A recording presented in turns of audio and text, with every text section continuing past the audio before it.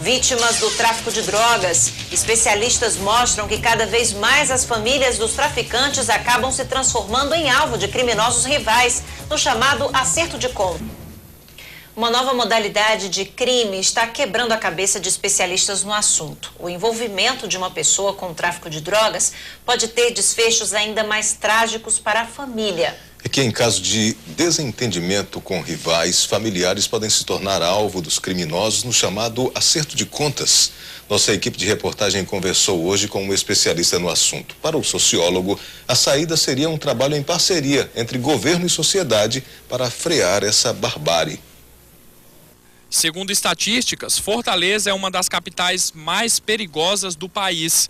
E em meio a essa posição desonrosa, recentemente surgiu mais um agravante. O número de crimes motivados por vingança parece ter aumentado. Na manhã deste domingo, por exemplo, a líder comunitária Francisca Alda de Souza foi morta com vários tiros no bairro Antônio Bezerra.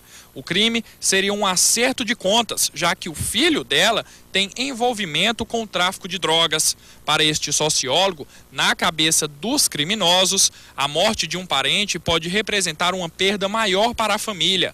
Mas esse comportamento pode gerar um ciclo de vinganças sem limite.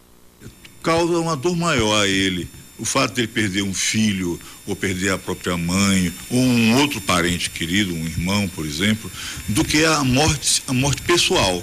Porque a morte pessoal, ela seria levada em conta como se fosse, digamos, uma bênção, ou quem sabe, uma extirpação de outras sanções. Ele morreu, não tem mais como sancioná-lo. Mas a morte de um parente querido vai fazer com que aquela dor se transmita durante a vida inteira. E aí, assim, você pode vir a ter o final dessa relação com aquela morte, ou você pode ter uma vindita, onde você vai ter a vingança da morte sofrida, e aí você tem todo um rio de sangue a se desenvolver. Também no domingo, só que à noite, Joaquim Sales Rodrigues, de 53 anos, e o filho Arimateia Sales Rodrigues, de 19, foram surpreendidos por criminosos que estavam em um carro. Dessa vez, pai e filho foram atingidos. O pai morreu na hora, mas o alvo também não era ele.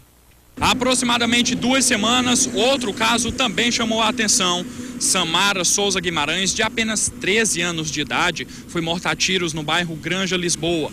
No momento do crime, ela estava acompanhada da irmã, que, segundo a polícia, era o alvo dos criminosos, mas conseguiu fugir. Esses são apenas alguns dos casos que têm colocado em risco a vida de pessoas inocentes. Para o sociólogo, uma verdadeira barbárie. É algo realmente brutal. Você responde por um dano que poderia ter causado ou causou a outrem com a própria vida. Para evitar que essa onda de violência cresça, Marcos Colares acredita que sociedade e governo devem trabalhar juntos. Uma família que não tem condições de ver naquilo algo que possa atrair uma resposta social para ajudá-la, também não vai procurar a sociedade. Então, o que a gente tem? A gente tem uma necessidade massiva de trabalhar com valores.